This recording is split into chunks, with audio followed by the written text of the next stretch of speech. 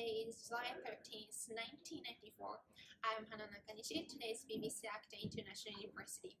Saving the African elephant using the international law and trade. They are facing a serious threat to its extinction. The ivory trade habitats between 1979 and 1989. The international ivory trade is the major cause of radical decline of elephant populations. Demand for ivory in Japan and the West increased the ivory prices, and consequently, this became incentive to poach. And this is also a major cause of devastating populations. Today, we have Professor Sasaki from Oxford University, and he's going to explain those issues. Hi, I am Professor Sasaki. I am studying the decreasing of African elephants.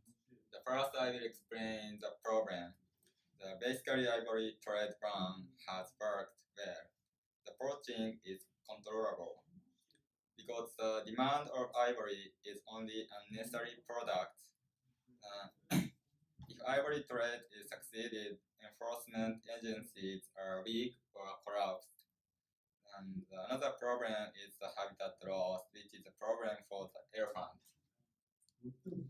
The annual population growth of sub-Saharan Africa is about 2.1% per year. Media doesn't attention to this problem, and there is a Western image which there is no people in Africa. Africa is endless savanna, but this image will be gone in the future. The second, we explain solutions. And the most important thing is to understand more income. By keeping the land, elephants can wander freely. It generates commercial enterprises. It must be balanced that the cost to protect the animal equals the benefit from the commercial using elephants. And there are some schemes. The simplest plan is to ban ivory trade forever. But it is necessary to pay compensation to local communities. So the best system is that local owner, public and private were paid a price which equals the benefit from ivory trade. And according to Willing to Pay survey, the Western Europe and Northern America might be willing to take burden, but there is no system now.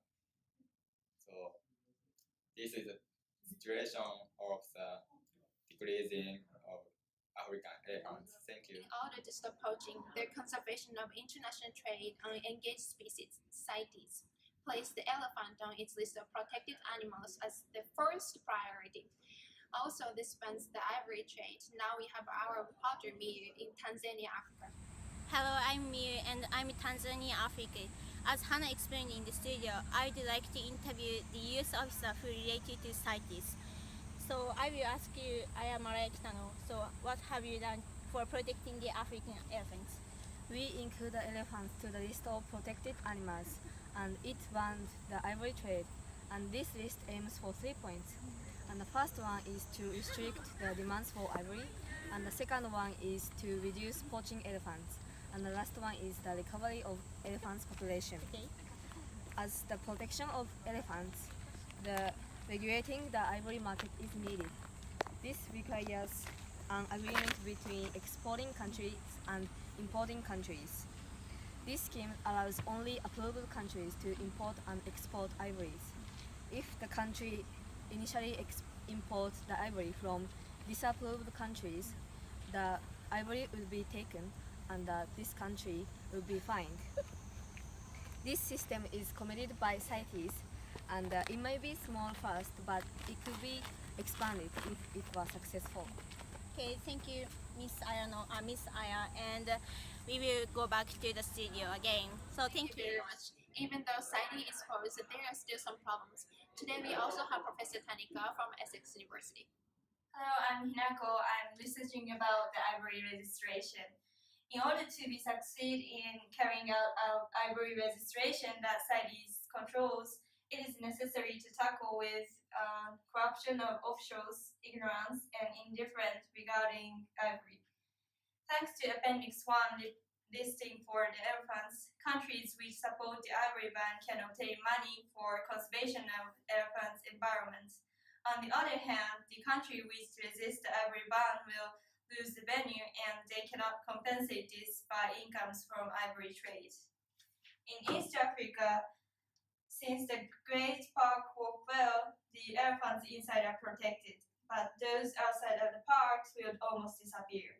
In contrast to this, in South Africa, poaching starts again and parks does not work well, so elephants inside the parks will almost disappear. However, the speed of declining elephants outside the parks will become slower. Thank you.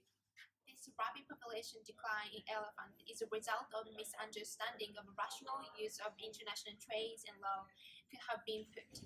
Lastly, we do have special report in 2017